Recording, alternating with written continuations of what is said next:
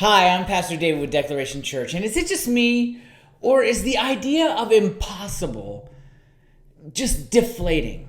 When you hear the word impossible, does it just cause your spirit to deflate a little bit? Does it just cause it to drop a little bit? Do you feel yourself kind of slump when you hear the word impossible? When someone tells you something is impossible, sometimes that it charges you up like, oh, really? And you try to prove them wrong. But when you get to a point where you actually believe that something is impossible, that it just cannot be done,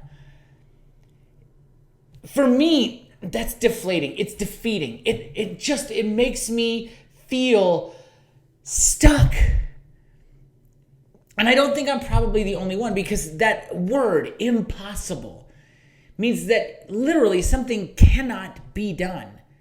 It cannot change. It cannot be better. It's just that thing that you're thinking of being impossible, being not possible, is a heavy, heavy weight. And it's something that is really difficult to carry. In fact, it can cause a feeling of hopelessness, a feeling of restlessness, a feeling of defeat. Like I said, it can just weigh you down when you believe that something is impossible. Impossible to me, for the most part, is not a great word. It's a word I try to avoid. It's a word I don't like to think about. It's an idea, a concept that I don't even want to consider when I'm starting to think about the things I want to do in my life or hope to do in my life or would like to do with my life. Someone tells me something is impossible. For the most part, when someone says that, I want to prove them wrong because I'm competitive and that's how I feel. You're like, oh, really? That's impossible? Let me show you how that's not the case. And then I'm going to jump in there and I'm going to do it. I'm going to do everything I can to get that done. But there are certain things that honestly, for me, are impossible. They're impossible. And I have to work through a process to get to a point of acceptance with that. I cannot dunk a basketball on a 10-foot rim. All right, I'm 5.5 feet tall. I don't have those kind of hops. And there's nothing I can do to get up high enough without some kind of a trampoline or something like that. There's no way to just naturally, for me, to dunk a basketball on a 10-foot rim. It is impossible for me in this current condition with physics and my body limitations being what they are. I can't do it. Other people can. Sure, it's not impossible for everyone, but it's impossible for me. And I'm sure that really it won't take too long for you to discover something and you just reach into your mind and say, what's impossible for me? I'm pretty sure you're going to find something that's impossible for you. And for the most part, those things, if there's something we really want to do, if it's something that we really have always hoped to do,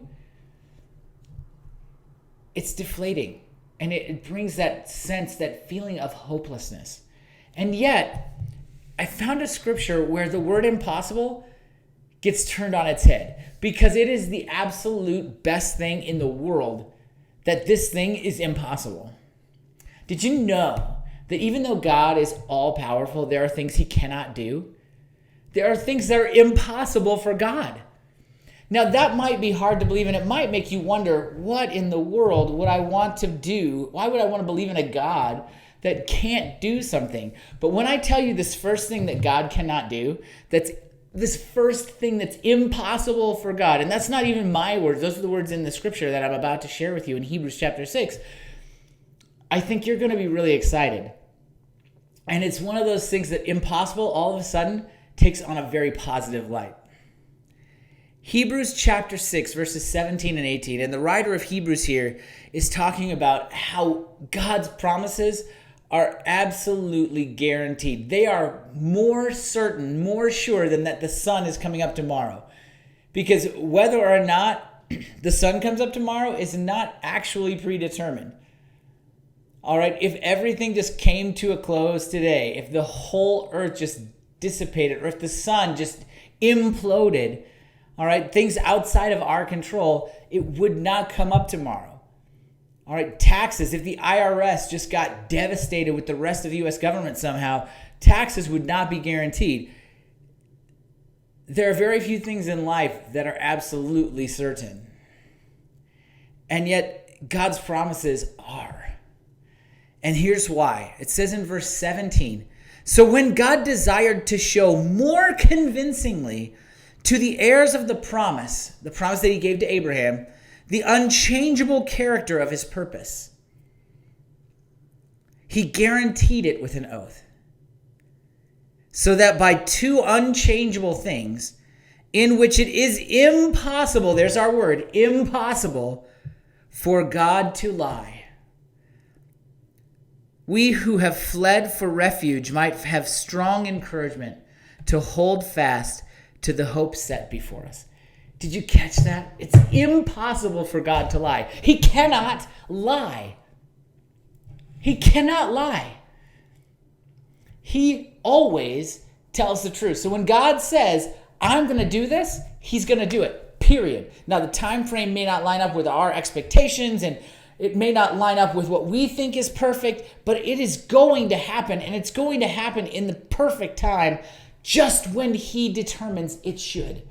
When God makes a promise, it is guaranteed, never fail, will happen, no doubt, because it's impossible for God to lie. When God tells us something through his word, when God tells us something, it's a guarantee. It's a lock.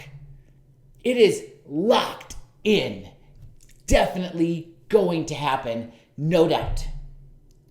And that should totally encourage you.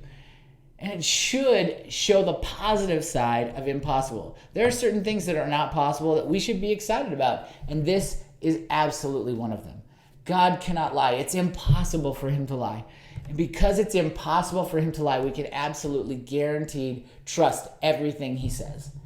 And that is awesome. Because we don't have to wonder, is God just trying to trick me into doing something here? Is God telling me something so that I'll go do a thing, or I won't go do a thing, and in the end, he's just messing with me because he wants to manipulate me and manipulate the situation? Because that happens, right? People do that to each other. We lie to each other to manipulate situations all the time. We try to make people feel good about it. We try to help. We want people to feel good about us, so sometimes we'll fudge the facts a little bit, or maybe even just blatantly come out and totally put out all kinds of falsehoods so that other people will like us or accept us, or so that we have a better opportunity to grab onto that job of our dreams or something along those lines. We lie. People lie to get an advantage. And yet God, it's impossible for him to lie. He can't. He cannot lie. And so when God says something, it's guaranteed. It's going to happen just the way he said. Everything he says is absolutely true because he can't lie.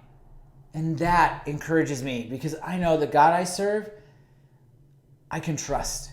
He's faithful. He's true. He's trustworthy.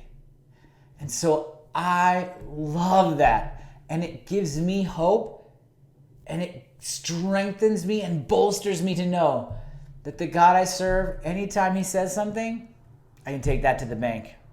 And that is an awesome look at the word impossible, at that idea that can be so deflating and defeating at times. That changes everything because it's great that God cannot lie. And I hope that's encouraging to you too. And if it is, go ahead and give this video a thumbs up. Give it a like.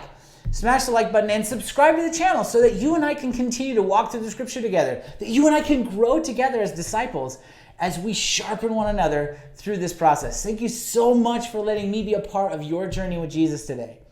As always, I'm Pastor David, and I'm out.